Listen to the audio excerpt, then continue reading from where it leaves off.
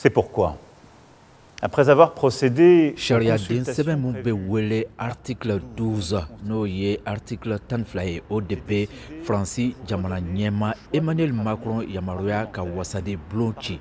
Macron yɛrɛ de ye o lase in kɛ jabaranisow la surɔ.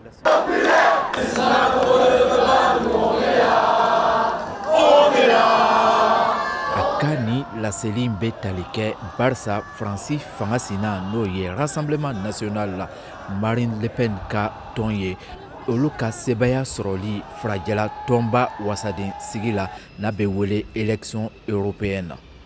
Walasa Emmanuel Macron ka wasaden bulon ci a jagoyalen do a kan ani a ka marabolo ɲɛma ka fara wasaden bulon ɲɛma ani sema ɲɛma u ka sigi ka kumaɲɔgɔnya kɛ i n'a fɔ o sɛbɛntiyalen do cogo min na sariyaden sɛbɛn 12 in kɔnɔ. Nga Emmanuel Macron wajibiyalen tɛ ka ni mɔgɔ saba fɔlen ninnu ka hakilinaw bato. Jamana ɲɛma ka fɔ la k'a bɛ na Faransikaw wele kokura ye ka taa wasaden kalafili la n'o bɛna tali kɛ juin kalo laban na ka bɛn juin kalo tile 30 ma n'o ye tako fɔlɔ ye, filanan bɛ se ka kɛ juillet kalo tile 7.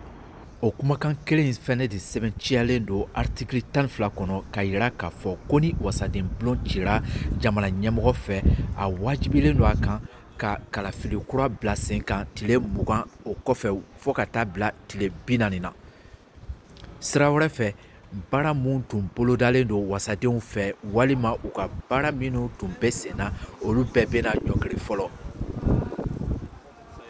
I b'a fɔ sariya mun tun bɛ sen na janko ka sokow nɔgɔya Faransikaw ma, sariya mun fana tun bɛ sen na ka tali kɛ sɛnɛkɛlaw ni baganmaralaw ka waleyaw kan fo ka taa se kɛnɛyako a n'a ɲɔgɔnna caman.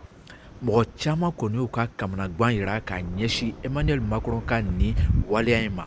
U ka fɔ la ko nin bɛ se ka kɛ sababu ye ka na ni politikiko kɛlɛ kura ye jamana in kɔnɔ. Buba Sidibe, VOA Bambara tɔgɔ la ka bɔ Paris. Ce sera pour ça, c'est bien. Ouais.